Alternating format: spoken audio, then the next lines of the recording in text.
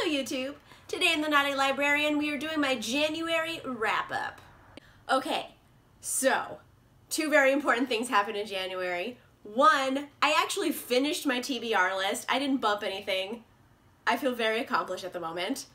Number two, I read 14 books. That's the way to start a year. Oh my gosh, 14. I was just a little rated machine, the little reader who could this month. I couldn't stop reading, so 14.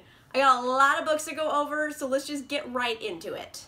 First category is romance, and this month I read 3 of them. First up, I have Josh and Hazel's Guide to Not Dating by Christina Lauren.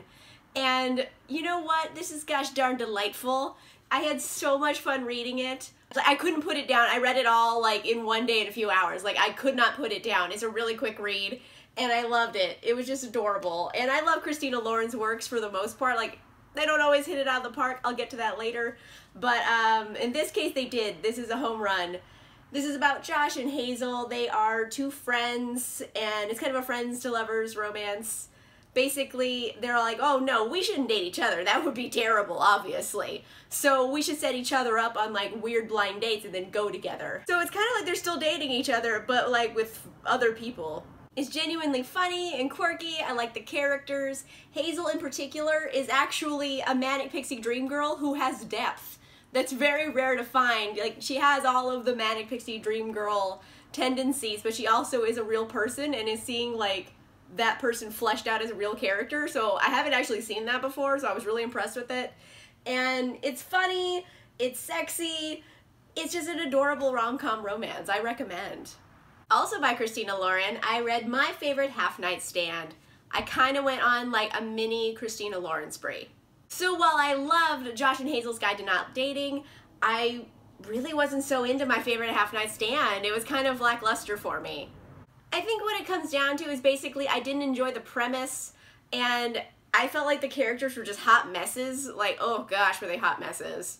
Millie is very emotionally closed off. She doesn't let anybody in. And then there's Reed and he's like the self-effacing nice guy, but you don't really delve any deeper into his personality than that. He's like the male equivalent of Manic Pixie Dream Girl. And Millie and Reed are best friends and then they start fucking basically, and then they're all a group of friends. They're like, hey, we're all pushing 30, we should go on this like dating website together and like, you know, help each other out.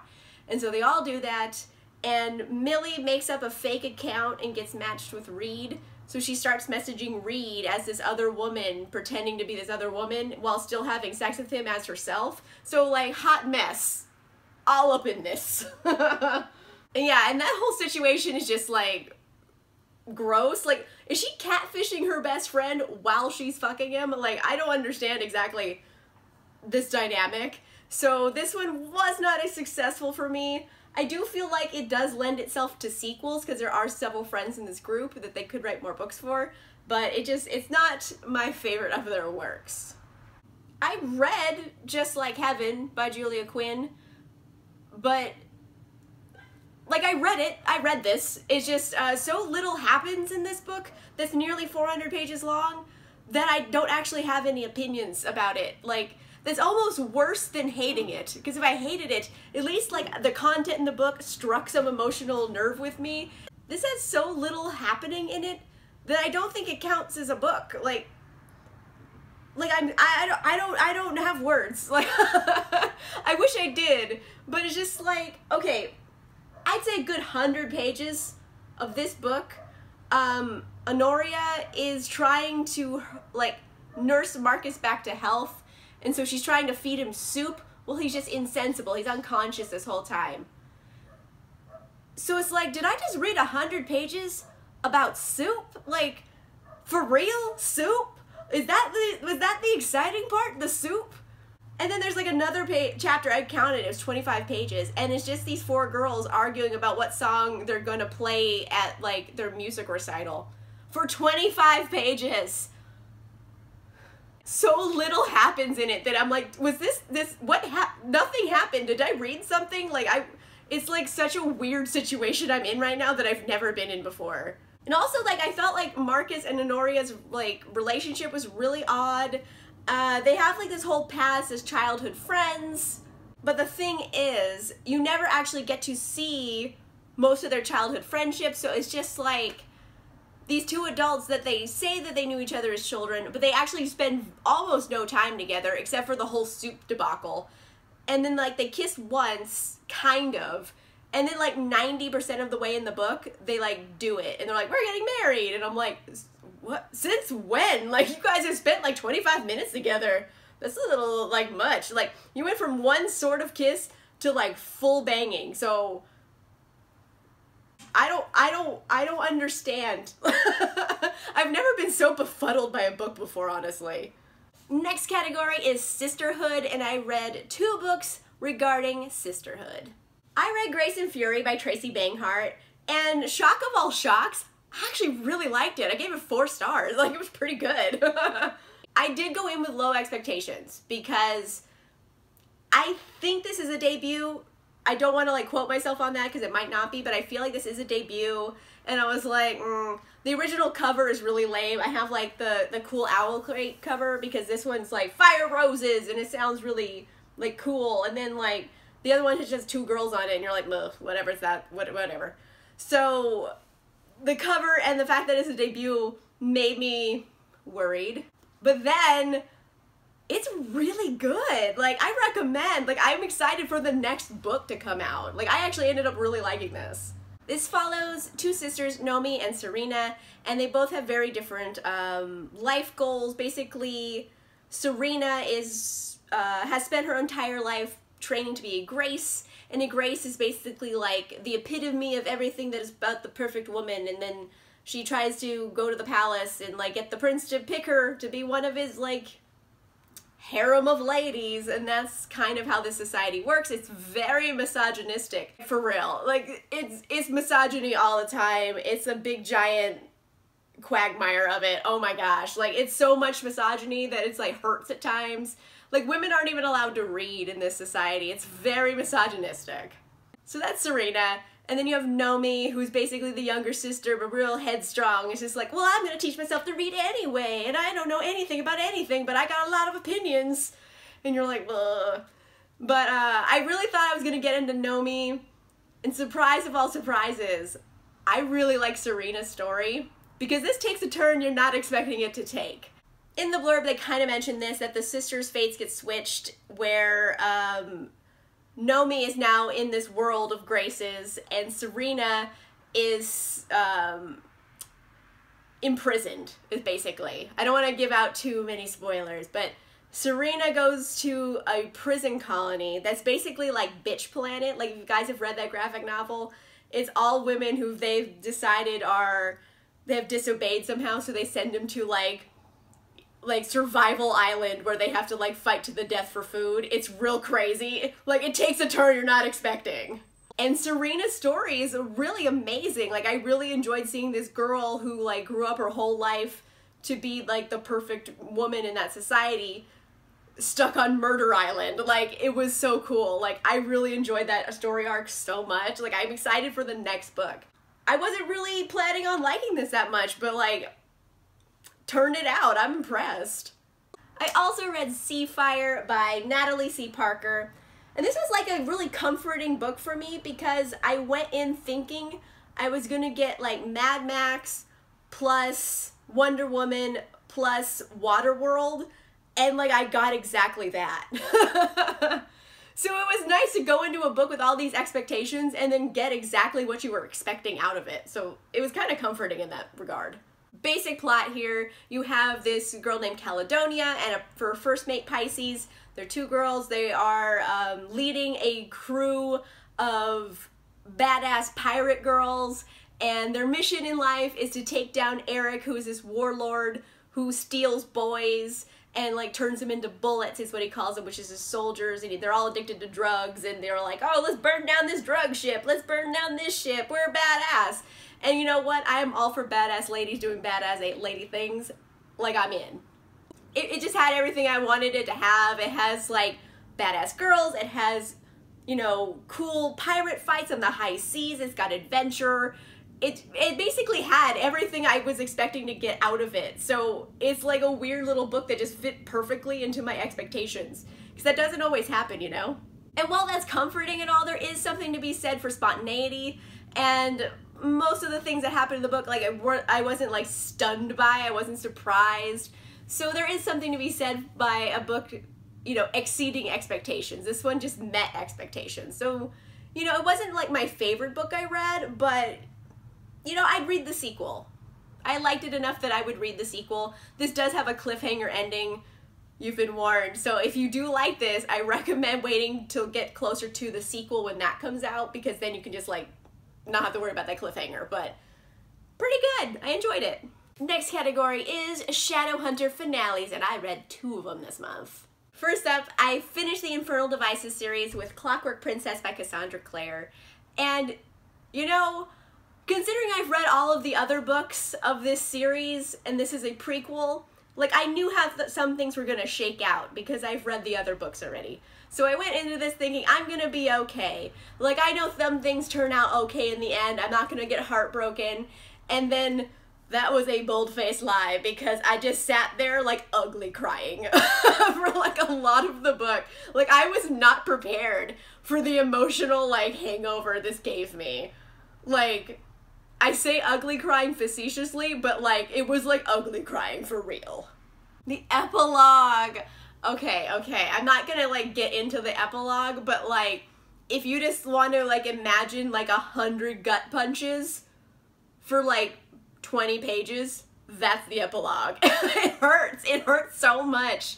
And there were things I wasn't expecting in this, and things, it just basically, like, ripped my still beating heart out, just like the previous book. They just should call this Indiana Jones and the Temple of Doom and Clockwork Princesses, because it's this Kalima! So yeah, obviously I enjoyed this. I liked it quite a bit. It's a great finale. I really felt like it closed the series well. Like, I felt like things were wrapped up neatly, but not in a way that it had like a little bow on top, or you're like, that's too neat, but everything was wrapped up the way it should be wrapped up. So I really don't have a lot of complaints about it. Like, I really enjoyed it. It did make me ugly cry, I will admit that. And if you haven't read it yet, you've been warned about the epilogue. It's gonna hurt. I also got through Queen of Air and Darkness. This is 880 pages. It is so long. Like, I didn't think I was gonna get through it because it's an intense amount of pages, but I did, because I'm a champion. Also, I really don't want to get into a lot of detail on this because, hey, fun fact, a lot of you guys said that you want to see a reading vlog. So I decided my inaugural reading vlog is going to be about Queen of Air and Darkness. So my next video coming Wednesday is going to be my Queen of Air and Darkness reading vlog. So please check that out. Abbreviated version for this video is that I freaking loved it. It has, like, you know when a book is 880 pages and you hear me complain that, like, oh, it's so long, why are so many things happening? Like, I actually didn't mind it in this case, because while there are a lot of weird side plots all going on at the same time, and not all of them have to do with, like, the overarching storyline of the book, I felt they were all important in their own ways. And also, it's kind of obvious that a lot of the shit that goes down in this book that's not about the main storyline is all setting up the next book series from this. We have to wait in, like, till 2023 or something. Like, we gotta wait, like, a while. Like, they always leave the books with this big cliffhanger, and they say, okay, we'll wait, like, 3 years. And I'm like, oh, what, you bitch? So yeah, I got a little emotionally attached to these characters. The final battle was a little weird, and I had a lot of other thoughts about this that were fun, so check out my reading vlog and you'll get to hear all about it. Next category is Kate Daniels, and I kind of went on a spree and read 3 books in the Kate Daniels series. So it's kind of hard to summarize a book that's, like, in the middle of an ongoing series, because it's very dependent on the books before it and the books after it. So to describe the plot of this one only, it does it just like a disservice in my opinion. So I'm just gonna give some highlights because highlights are fun. I'm thinking so far in the series, Magic Slays is actually my favorite book so far. And it's for one reason. And it's a silly reason, but literally it's the best joke I have read in the entire series so far. Like, I legit had to shut the book, set it down, and I couldn't stop laughing. Like, it was the funniest visual. And this is an out of context spoiler, and it actually has nothing to do with the actual plot of the book, it's just a joke that happens. So Kate and Curran, they're together, and Curran is the Beast Lord of Atlanta. He is a lion, he is a very alpha male, and then there's Kate, who is, you know, a magical PI. And there's this guy, Simon, who is always flirting with Kate and trying to, like, so, you know, we could just have sex, right? Like, he's always trying to, like, figure out how to fuck her. And Curran doesn't like that. So Curran goes to Simon's house, and he rips apart his, like, Porsches and his Maseratis, and, like, he just rips these cars to bits, and he's throwing them across this room, and there's, like, a security cam footage of it. And then Simon's playing it for Kate, and then she's like, did you add a soundtrack? He's like, I felt it needed one. And the soundtrack he added to the security cam video of this guy ripping apart cars all dramatically is Kiss from a Rose by Seal. Like, tell me that's not an amazing visual joke. Like, I lost my shit. That's the funniest joke I've had in this series so far. If that doesn't sell you on this series, I don't know what will. Besides that, though, this one's super bloody and it has a very bad villain in it, and everything's building to this conclusion, but that joke was excellent. I also read Gunmetal Magic, which is actually a side book in the series because it's actually not about Kate. This is about Andrea, who is Kate's best friend. And I don't always read, like, the little novellas or short stories in a long series because, you know, sometimes they're like 30 pages, like a little tiny blurb about, like, a side character doing something. And they don't really have any effect on the plot of the overarching storyline, so I don't always bother with them. But this one's a whole-length book. Like, this isn't like a novella. It's a novel. So I went in and read it anyway. And you know what? I'm glad I did. Andrea's kind of like less funny Kate, essentially.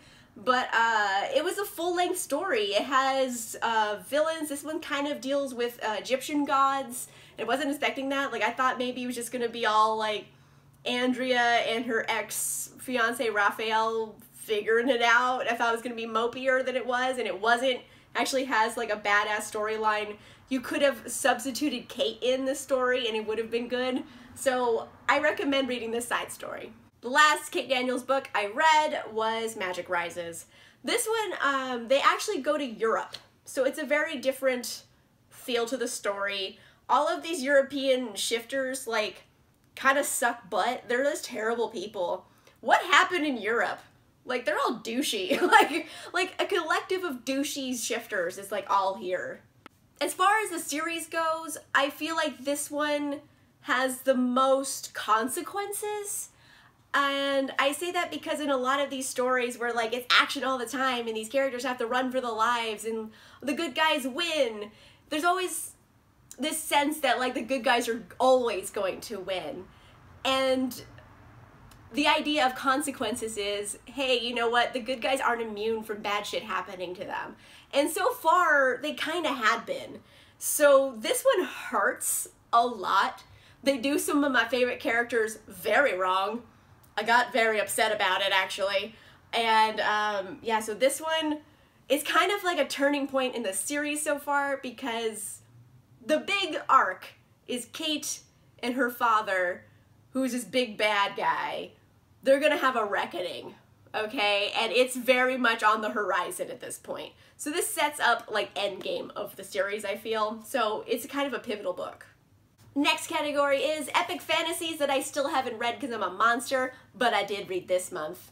I didn't bump Crown of Midnight by Sarah J. Maas this month. I read it. I'm a champion. I really love the Throne of Glass series. It's fun, it's badass, and I do understand the criticism because I do hear a fair amount of criticism about the series. It's Selena. She's kind of polarizing because I tend to like her. It's really well written in that I feel like I can connect to her as a character because I get really deep inside of her emotions and her psyche. And it's kind of that thing about showing, not telling. She never just tells me how she feels. She lets me see how she feels by how she interacts with, like, her environment. So it's just well-written character study in that respect. But on the other hand, Selena is like willfully stupid at points. Like she knows she's being stupid, but she'll do it anyway. And it's just like, I get it, you're like 17, 18 years old, so you are a kid. You're going to do stupid shit. But the other side here is that she's also a deadly assassin. So I don't think she gets to play the kid card anymore, in my opinion. But that's neither here nor there. I really like the book because I like Selena. I like her journey. This one, a lot of things get revealed. It's very much the gasp book of the series so far for me, where you're just like, oh, that, and oh, that, and oh my gosh, that too. Like, there's just a lot of gasps involved. So basically any book that is filled with like gasps and like shocking things that are always happening is probably gonna be a 5-star read, and I did give it 5 stars. They might be a little generous. It could got it 4, but why am I hoarding my stars? I'm just gonna give them out. So this one got 5 stars. I enjoyed it. A lot of like shocking reveals, a lot of Selena being a badass. There are occasions where Selena is a dum-dum, but I'll forgive her because I like her, and that's like the key to me liking this series. I finally read 6 of Crows by Leigh Bardugo. Where have you been all my life?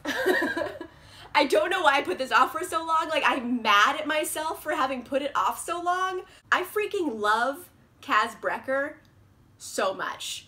He's one of the leads of this book. It's about like kind of a misfit crew trying to pull off a heist from a prison. So you can always count on Kaz to just, you know, drive home your point. 6 of Crows is a freaking masterpiece. Like, I don't even have words for how much I'm in love with literally every page of this book. Like, I knew going in I was going to enjoy it, but like, I didn't know how much I was going to enjoy it. I loved it so much that I went on Amazon after I read it and started looking for costume pieces so I could cosplay Kaz Brekker. Like, that's how much I loved it. Like, I wanted to turn myself into one of the characters. I am obsessed. Like, uncomfortably obsessed with it at the moment. I love it so much. And you know what? Like, the Grisha trilogy, like, I was like so-so about. I thought it was pretty good. I'd recommend reading it, but I don't think it's an excellent series. And then I came into this, and it's like almost like a completely different author. Like, it's so different from Grisha, like so different. And the characters are so complex and interesting. Cagney. He either agrees or disagrees. I don't know. Anyway, the characters are very complex and interesting, and you never know exactly what's gonna happen next. I couldn't predict it. So, like, I have like just a million boners for this. It's amazing. I can't say anything else besides it's freaking amazing. Next category is sci-fi, and I read 1 sci-fi book this month. I hate to say this, but I did DNF Autonomous by Annalee Newitz. I did read up to about 75% of the way in, and then just kind of skimmed the rest of it. So I technically finished it, but like half-assed finished it. I'm just so let down by it, and it hurts to say that because it looks so cool, and I thought it was gonna be sci-fi a la Andy Weir or Ernest Cline, where it's definitely very scientific, but they find a way to like work in heart and make you root for these characters and humor and all that jazz that I like. And this one, it's like the Tin Man because it's just looking for a heart. Like, there's no warmth to it. I don't get invested in any of the characters. There's a lot of time put into giving them tragic backstories, but if you ask me to care about them, I don't, because this book just, it feels so cold and clinical all the time. Like, I'm being told about these backstories and I don't feel it. So from the title of the book, you expect it to be kind of about robots, autonomous, basically robots and AI gaining autonomy, so they're not like property anymore. You think it's going to be a story about that. And there is parts of the story that are about that. There is a robot named Paladin who is kind of like a battle bot who thinks about the nature of autonomy. I'm just going to get into this because I need to discuss the topic. So just be aware that there might be slight spoilers here. Paladin and Paladin's human partner. This is like a central team in this book. and Paladin is kind of in robot love with the partner. And the human partner kind of has homosexual curiosity, but is very homophobic at the same time. And he sees Paladin as male because it's a very male battle droidy body. And then Paladin eventually finds out that the human brain in the robot body, because they have brains for some reason, came from a female.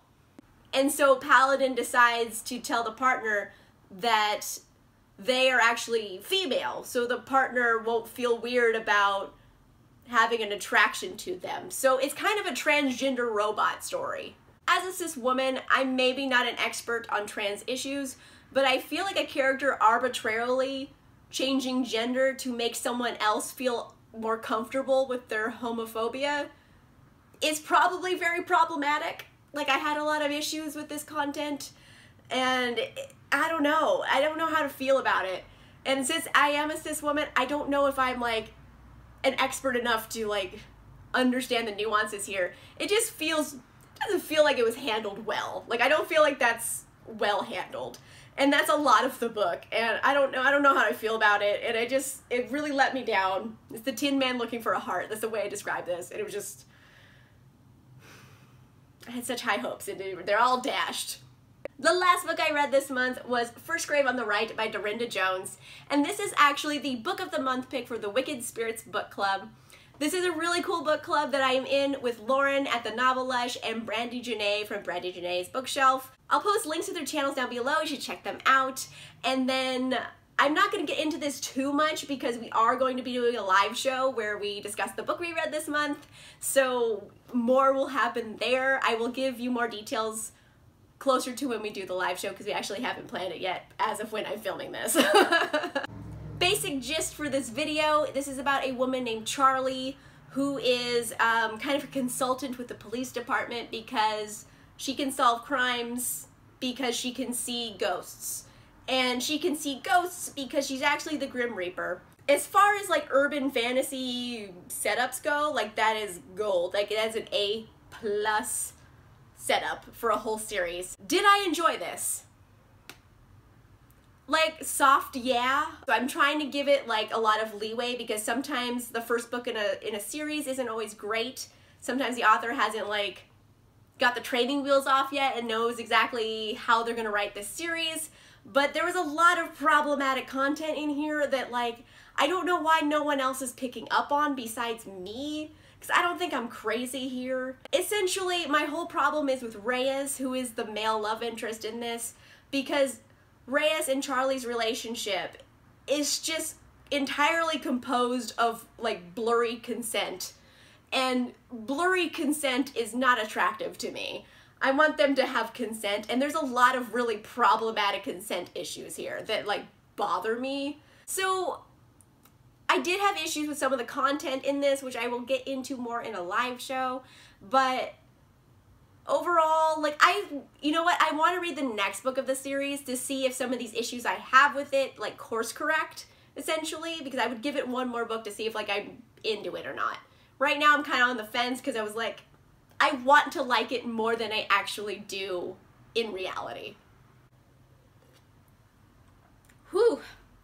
14 books. Like, I'm a little exhausted, but, like, in the best way. I am super proud of myself for finishing my TBR list. I don't always do that. So when I do it, like, I feel like I'm extra fancy. And I read extra books. Like I got extra credit this month. Like, I feel like I'm getting A++ in my reading goals. Let me know in the comments down below. Have you read any of these books? If so, which one's your favorites? Which one's your least favorites? Do you have any recommendations of books I should be reading in the near future? Let me know in the comments down below. If you like this video, make sure you give it a like. And if you want to see more videos, make sure you subscribe. And I'll see you guys soon. Bye!